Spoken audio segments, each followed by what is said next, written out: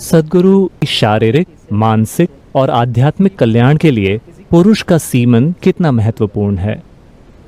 क्या अपने सीमन को बर्बाद करना हमें आध्यात्मिक रूप से नुकसान पहुंचा सकता है?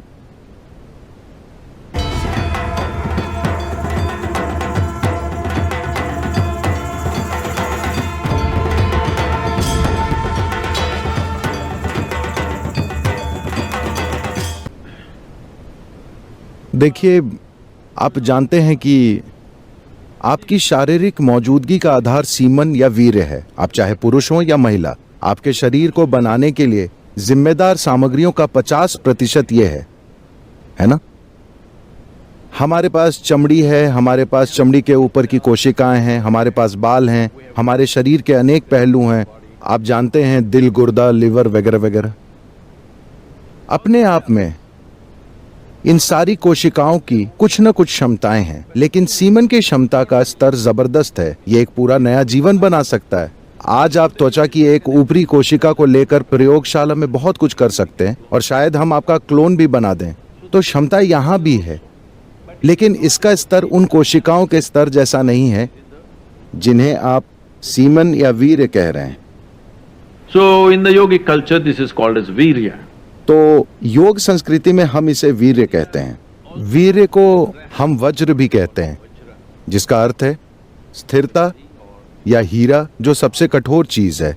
तो मानव शरीर में वीर्य को वज्र की तरह समझा जाता है, जिसका अर्थ है कि अगर आप इसका उपयोग करना जानते हो तो ये सबसे शक्तिशाली चीजों में से एक है। तो इसका उपयोग करने का मतलब ये है कि आप इसका उपयोग बच्चे पैदा करने के लिए कर सकते हैं। ये एक तरीका है। खैर, ये सवाल इसलिए आया क्योंकि आप इसका उपयोग हॉस्टल की चादर को बर्बाद करने में कर रहे हैं। ठीक है? अगर आप इसका इस तरह से उपयोग कर रहे हैं तो आप मजबूर हैं, आप जो कर रहे हैं वो कर रहे हैं। ये कोई ऐसी बात नहीं है जिस पर नैतिकता के आधार पर कोई राय बनाई जाए। सवाल यह है कि कोई किस हद तक मजबूर होकर कुछ कर रहा है। लेकिन क्या इस शरीर की किसी भी चीज को एक दूसरे स्तर पर काम करने के लिए रूपांतरित किया जा सकता है? बिल्कुल। केवल सीमन ही नहीं, इस शरीर की हर चीज को रूपांतरित किया जा सकता है। देखिए,